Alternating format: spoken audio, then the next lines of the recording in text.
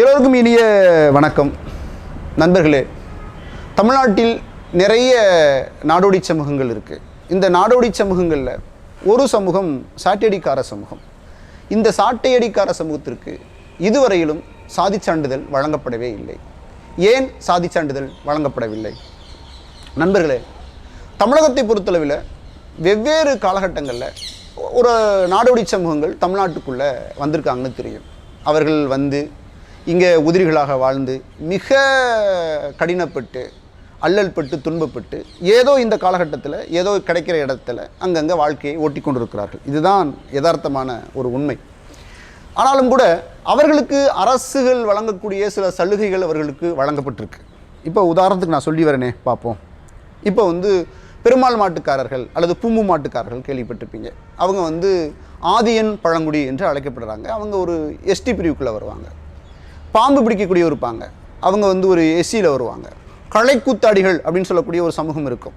ஒரு கயத்து மேலே நின்று வித்தைகள் காட்டக்கூடிய சமூகத்தை பற்றி உங்களுக்கு தெரியும். அவர்கள் வந்து எஸ்சி பட்டியலில் வருவாங்க.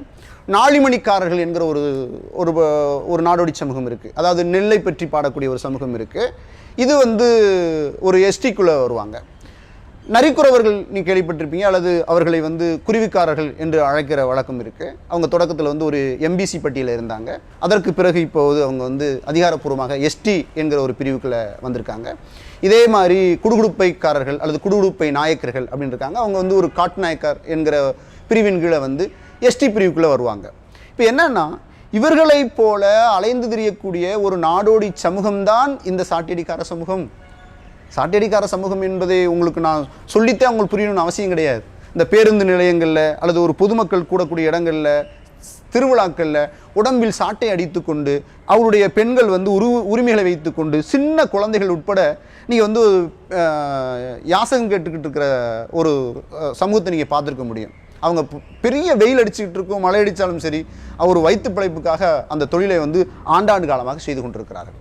நண்பர்களே, இந்தியா சுதந்திரம் அடைந்து கிட்டத்தட்ட ஒரு 75 ஆண்டுகள் ஆகியிருக்கிற சூழலில் நாம் யாருக்காக பேசி கொண்டிருக்கிறோம், யாருக்காக ஒரு போராடி கொண்டிருக்கிறோம் என்று சொன்னால், கடைக்கோடியில் இருக்கக்கூடிய ஒரு சமூகத்திற்கு அவர்களை கடையிலிருந்து நாம் மீட்டெடுப்பதற்கான வேலையை செய்யக்கூடியதற்கான ஒரு அடிப்படை ஆதாரமாக இருக்கக்கூடிய ஒரு சாதிச் சான்றிதழ் உரிமை கூட இன்னும் ஒரு சமூகத்துக்கு போய் சென்று சேரவில்லை என்பது எவ்வளவு பெரிய சோகமாக இருக்கு.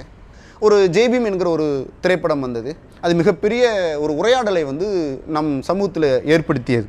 உடனே அது இருளர் சமூகத்தின் மீது ஒரு பெரிய வெளிச்சம் பாய்ச்சியது. அது வந்து ஒரு குறவர் சமூகத்தின் மீதான ஒரு கதை என்கிற ஒரு வரலாறு இருக்குது. அந்த உரையாடலுக்குள்ள நான் போக விரும்பலை. என்றாலும் கூட ஒரு பாவப்பட்ட ஒரு சமூகமாக இருக்கக்கூடிய ஒரு இருளர் சமூகத்தின் மீது ஒரு புதிய வெளிச்சம் விழுந்தது. அரசுகள் உடனடியாக இருளர் சமூகத்திற்கான தேவைகளை உடனடியாக செய்ய ஆரம்பித்தது அப்படிங்கிறதுல மாற்றுக்கருத்தே கிடையாது. அரசு அதிகாரிகள் முன்னின்று செய்தார்கள்.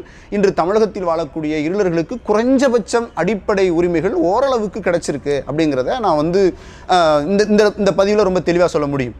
ஆனால் அதே நேரத்தில் நகரங்களை ஒட்டி வாழக்கூடிய உதிரிகளாக இருக்கக்கூடிய இந்த சாட்டடிக்கார சமூகம் ஒரு 75 ஆண்டுகளாக 100 ஆண்டுகளுக்கு மேலாக தான் எந்த ஜாதி என்று தயவு செய்து அரசு அதிகாரிகளே, ஆட்சியாளர்களே, எங்களுக்கு இந்த சாதிச் சான்றிதழை கொடுத்து எங்கள் தலைமுறையை நீங்கள் உயர்த்த மாட்டீங்களா என்கிற குரல் கேட்டுக்கிட்டே இருக்குது. அதை ஏன் நீங்கள் செவிமடுக்க மாட்டீங்க அப்படிங்கிறதா இந்த பதிவு.